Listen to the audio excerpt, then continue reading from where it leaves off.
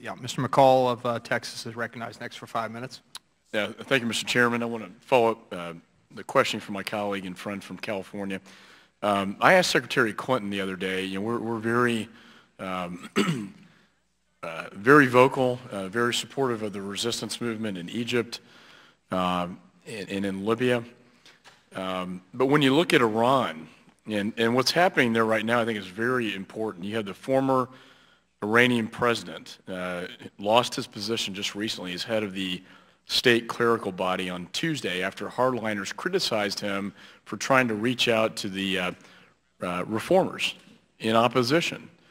Then recently Reuters came out with a report, and also the Washington Institute for Near East Policy, that the IEA report refers to a new information recently received as well as concerns about the possible existence in Iran of activities related to the development of a nuclear payload for a missile. And, our sanctions, our diplomacy, in my judgment, are becoming a bit of a failed policy, and at some point they are going to achieve that nuclear state. And I guess that's a two-part question, but it seems to me we have a great opportunity here, a golden opportunity to be standing up behind this green movement, the resistance in Iran, to finally do away with the Ayatollah and the mullahs who have been oppressing their people for so long. And yet, when it comes to this administration's policy, we're really not seeing anything.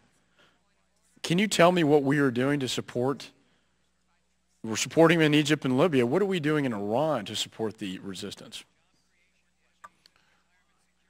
Congressman, we support the right of peaceful assembly wherever it is, including in Iran. What's happening in Iran is appalling. As I said, it shows the hypocrisy, it shows the outrageous behavior of this regime, the way that you have peaceful demonstrators being fired on by their own government. And we have spoken out forcefully and strongly against that. Where I think you're going with your question is, how can we best support the Green Movement? Beyond simply highlighting what's happening to them, highlighting the hypocrisy of the Iranian government, the brutality of the Iranian government. And there it's more difficult because the Green Movement is proud of being an Iranian movement. They have said that they do not want any outside financial technical support.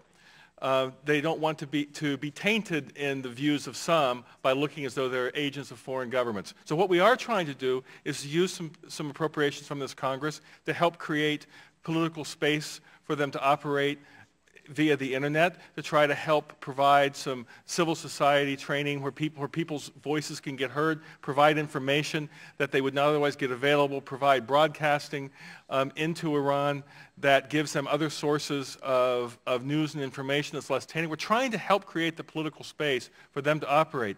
But it's not the same as saying that we can go out and say, give a bag of money to the Green Movement, because frankly they don't want it. They prefer to work in their own way as Iranians inside of Iran. So we're doing what we can on that.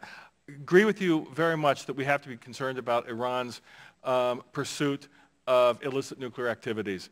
I would argue that the sanctions that are in place internationally, and particularly some of the national measures that countries have taken in response to the 6th Security Council resolutions, 4 of which have sanctions, have been significant. When you have countries like Australia, Japan, Norway, Switzerland, the European Union imposing national sanctions, this starts to have an impact. I agree. We have to watch the clock. Is the Iranian clock ticking faster than our sanctions clock? Can I just say one more thing? Because I think, and I admire the Secretary, she's a brilliant person.